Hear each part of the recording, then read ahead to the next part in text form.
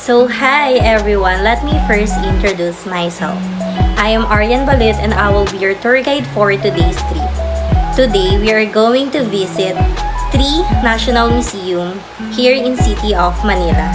The National Museum of Fine Arts, National Museum of Anthropology, and National Museum of Natural History. So sit back, relax, and enjoy the virtual tour with me.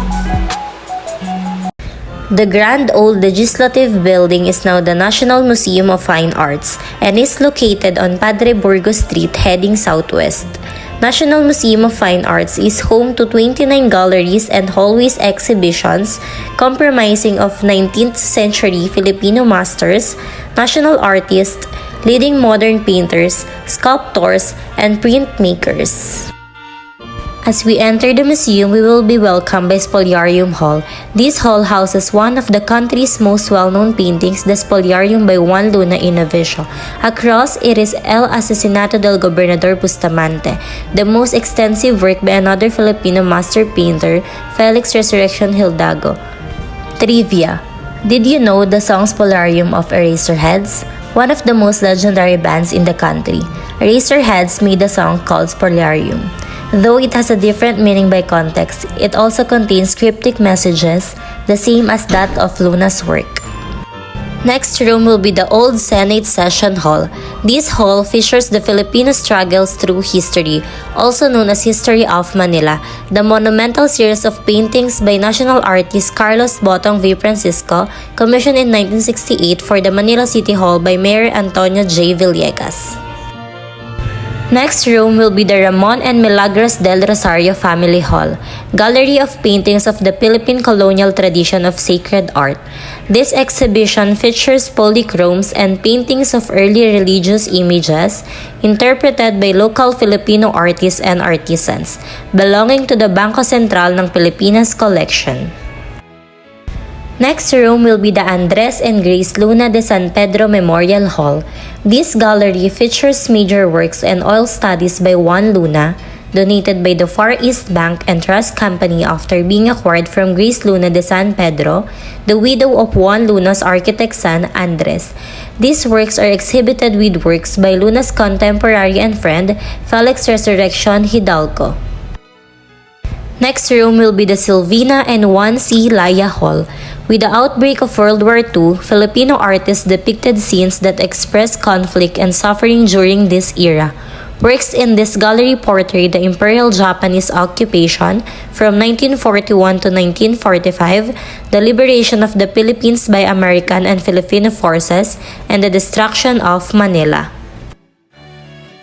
Last room will be the Security Bank Hall, honoring the life and work of Guillermo Tolentino, who dominated Filipino sculpture in the 1920s to 1970s and the decades beyond, particularly in portraiture and human forms. He followed the classical style and mainly used plaster and metal to create his sculptures. The National Museum of Anthropology, originally the Museum of the Filipino People and hosts ethnological and archaeological displays. It is situated next to the National Museum of Fine Arts building and was built 1916 to 1918 from a neoclassical design by Canadian-American architect Ralph Harrington Dewan. As we enter the museum, we will welcome by Faith, Tradition, and Place Gallery, Bangsamoro art from the National Ethnographic Collection.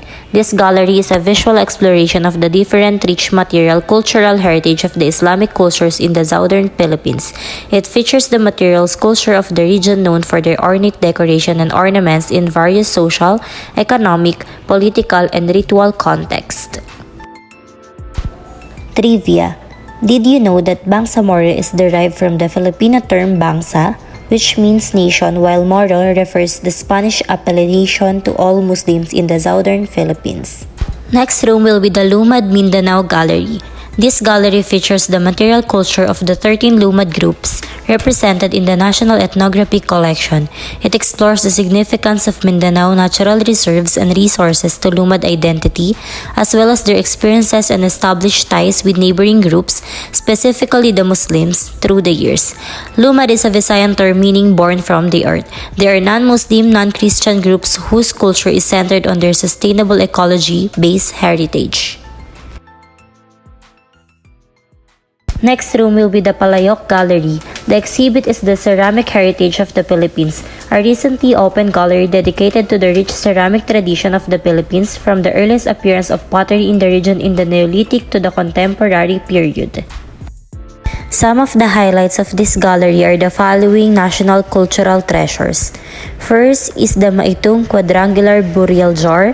Second, Lena Shoal blue and white dish with flying elephant. Third is the Marinduque Celadon jar. And lastly is the Leta Leta jarlet with yawning mouth.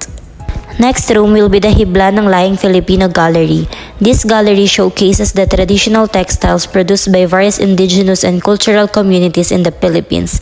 It tells the story of how these textiles were made, the materials in making the cloth, and the technologies they used. The gallery features a death blanket called Kunitian, used by the highest members of the Ifugao community known as the Kadangyan, and the Banton cloth fragments, the oldest textile collection of the NMP and a national cultural treasure. Last room will be the Entwined Spears Gallery. The gallery acknowledges and honors local basket and mat weavers in the different regions of the country.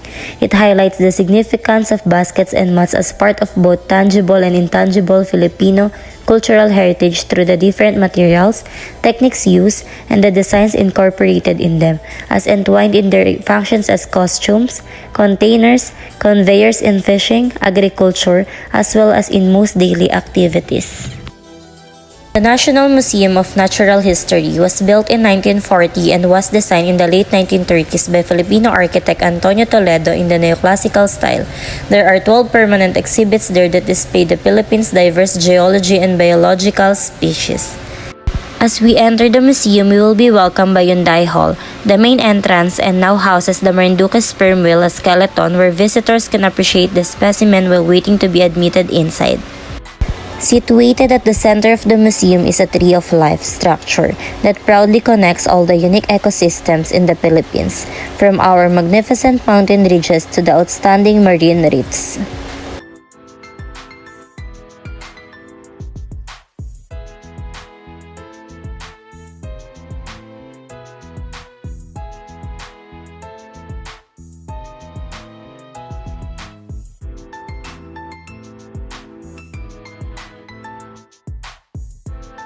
Next room will be the Ayala Reception Hall. Upon entry, up in the ceiling is the hanging skeleton of Lolong, the former Guinness World Records holder as the largest saltwater crocodile in captivity from September 3, 2011 until his death on February 10, 2013. Last room will be the pioneering naturalists in the Philippines. Featured in this gallery are objects old and new, from a reproduction of the Murillo Philippine map, biographies of pioneering naturalists in the country, old flora and fauna books, and some of the country's extant and extinct species in taxidermy. That's all. I hope you learned and enjoyed to our virtual tour in National Museum. Thank you for listening and stay safe, everyone.